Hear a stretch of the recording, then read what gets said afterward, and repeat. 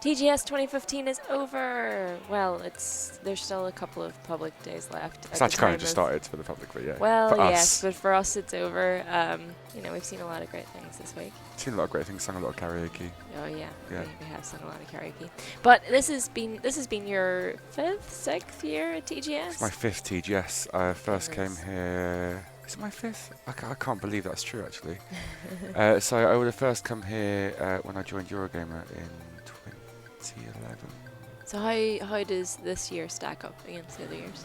I've really enjoyed it. It's been it feels much busier than previous years. There's been a lot more to cover. Yeah. It's been really weird. I was talking to Ollie about it. It's always interesting to see what the perception of it is like back home. I think back there it doesn't seem as big. There's not been the big headlines, perhaps. Yeah.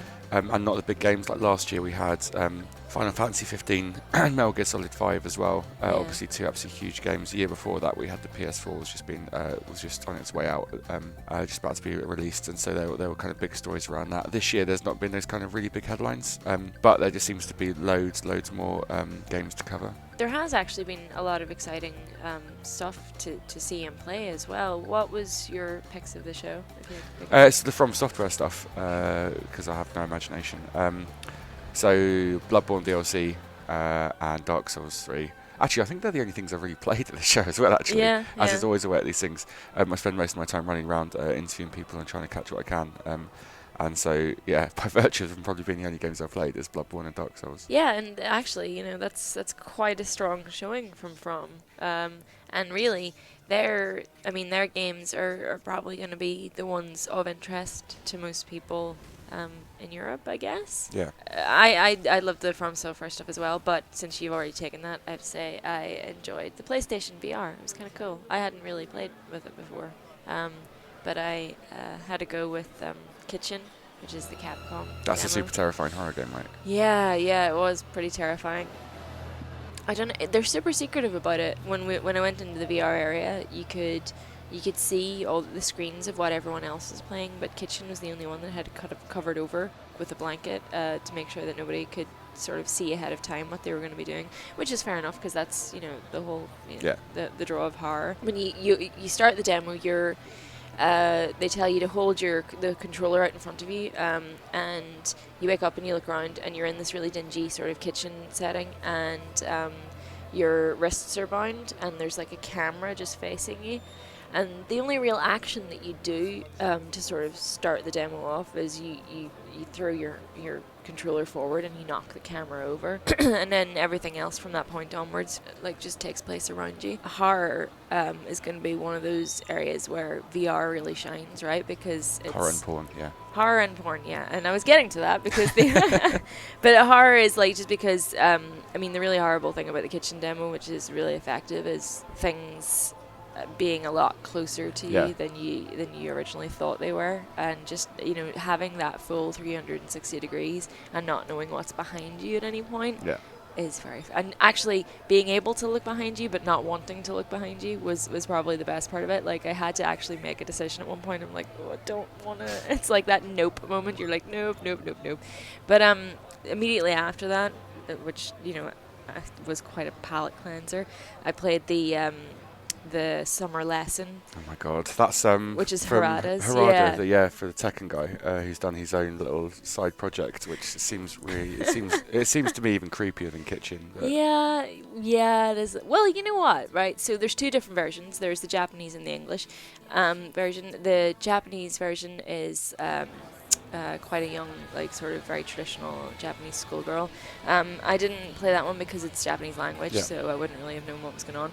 The other one is a young, blonde, very Taylor Swift-esque type who is coming to your character for Japanese lessons.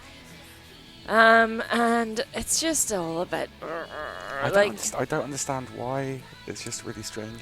Well, I think it's just...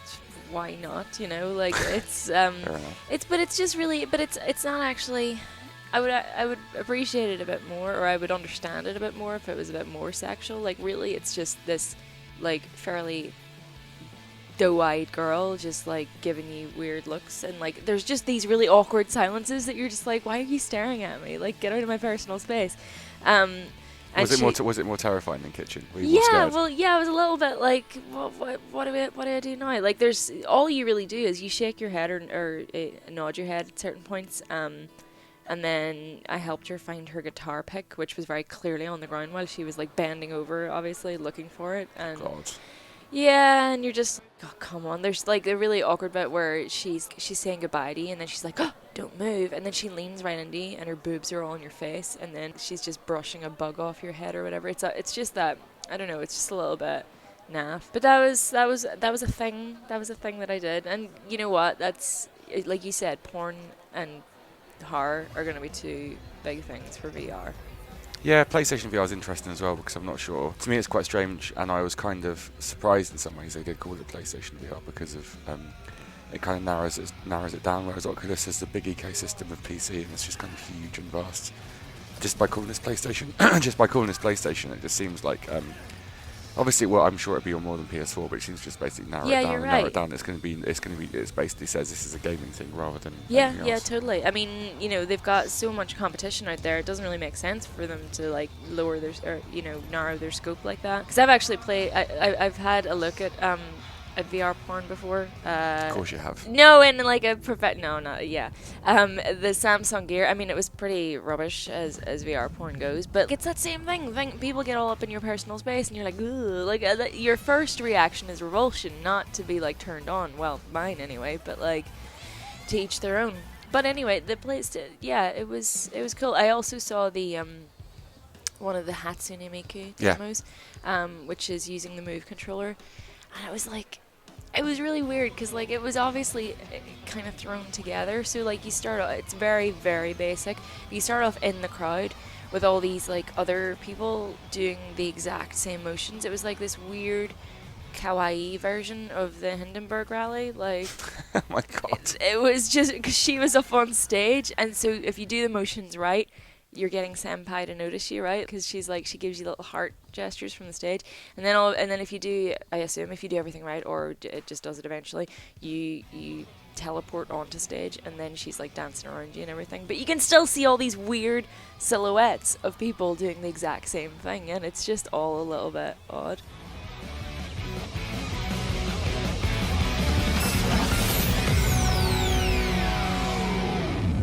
What was the low point of the show for you? Probably right now with my hangover.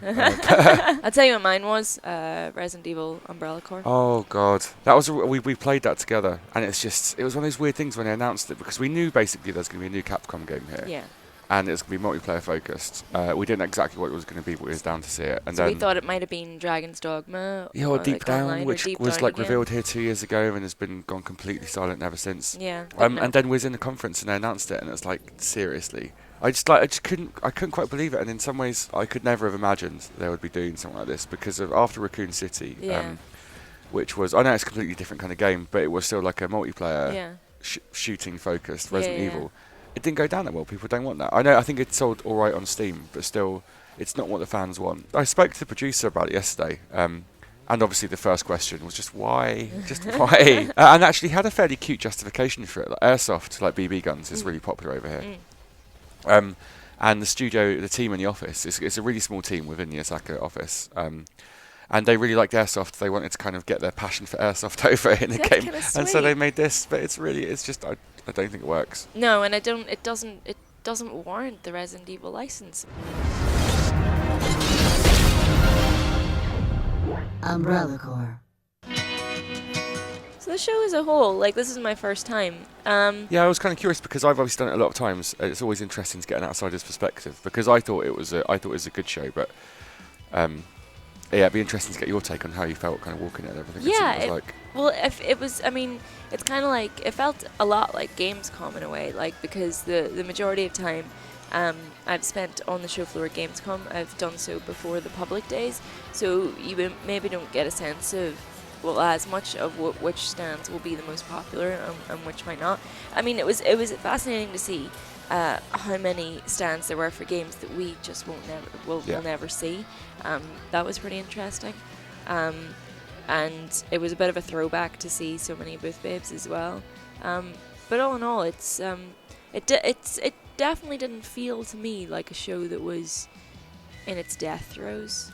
No, not at all. And the official line that you get from the show organisers is they have more exhibitors than before, more people than before, but I think those numbers are always kind of misleading. But anyway, as the feel of actually walking a show is, they were using more halls than before this year. There was still a lot of vacant space. Yeah. Some publishers had less of a presence than others as well. Like Capcom went really, really big. They had a really impressive stand. They had loads of really cool games. Yeah. Square, again, really big stand, really big games, some really cool stuff. So is gaming in Japan dead? What's your take on it? Like, how do you feel about it? Did you feel like it was vibrant out here? Yeah. And just generally as well, I guess, because it's your first time in Tokyo as well. And you've got to see like a lot of the gaming culture over here. Yeah, and I don't see it as being dead in any way.